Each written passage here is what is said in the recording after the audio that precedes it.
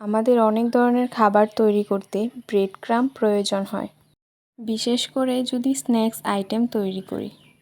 তাই আজ আপনাদের সাথে এই ব্রেড ক্রাম্ব রেসিপিটা শেয়ার করলাম। আশা করি আপনাদের ভালো লাগবে। ব্রেড ক্রাম্ব তৈরি করার জন্য আমাদের লাগবে পাউরুটি। আমি এখানে 1 প্যাকেট পাউরুটি নিয়েছি। তারপর পাউরুটির সাইডের যে ব্রাউন অংশটা রয়েছে সেটা কেটে নেব। কেউ চাইলে কিন্তু সাইডের এই ব্রাউন অংশটা নিয়েও ব্রেড ক্রাম্ব তৈরি করতে পারবেন, তবে কেটে নিলে দেখতে একটু সুন্দর হয়। তো এই জন্য আমি সাইডের অংশটা কেটে নিয়েছি।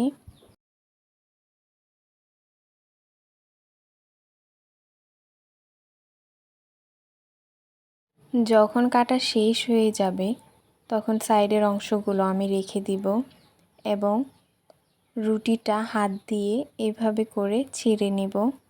চাইলে কিন্তু আপনারা এগুলো টুকরো করে হাত দিয়েও করতে পারবেন, কিন্তু আমি এগুলো সহজভাবে ব্লেন্ডারে করে নিচ্ছি, সময়টা কম লাগবে।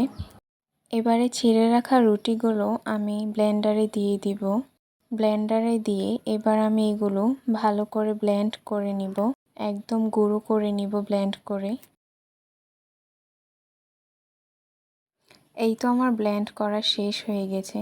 ব্লেন্ড করার সময় যদি আপনার রুটিটা ভালো করে না গুঁড়ো হয় তাহলে রুটিটা আগে থেকে আপনি একটু ফ্যানের বাতাসে ঠান্ডা করে নেবেন, কেননা অনেক রুটি আছে অনেক নরম থাকে, তাই এটি একটু ফ্যানের বাতাসে দিয়ে রাখবেন।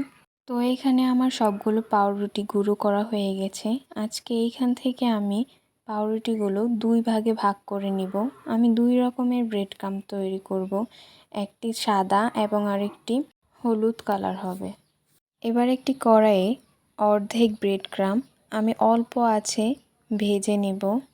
এটা কিন্তু অল্প আঁচে করতে হবে।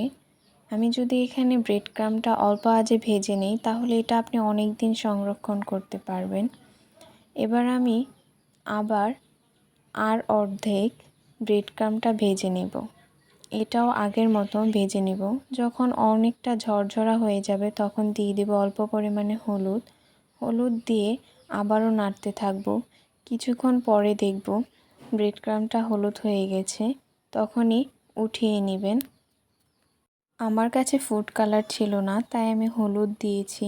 আপনাদের কাছে যদি থাকে তাহলে অবশ্যই ফুড কালার দিয়ে দিবেন। এই তো আমার ব্রেড ক্রাম্ব তৈরি। 2 ধরনের ব্রেড ক্রাম্ব তৈরি করে আজকে আপনাদের দেখালাম। দেখতেই পাচ্ছেন এগুলো একদম ঝরঝরা হয়েছে। এবার এগুলো একটু ঠান্ডা করে আপনি অনেক দিন যাবত পলিথিন বা একটি বক্সে সংরক্ষণ করতে পারবেন।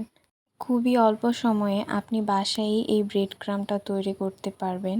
আপনাদের যাদের আমার এই ভিডিওটা ভালো লাগছে অবশ্যই লাইক, কমেন্ট এবং সাবস্ক্রাইব করতে ভুলবেন না যেন।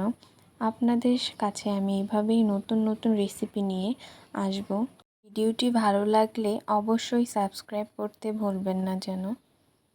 দেখা হবে নতুন কোনো ভিডিওয়ে অন্য সময়। আল্লাহ হাফেজ।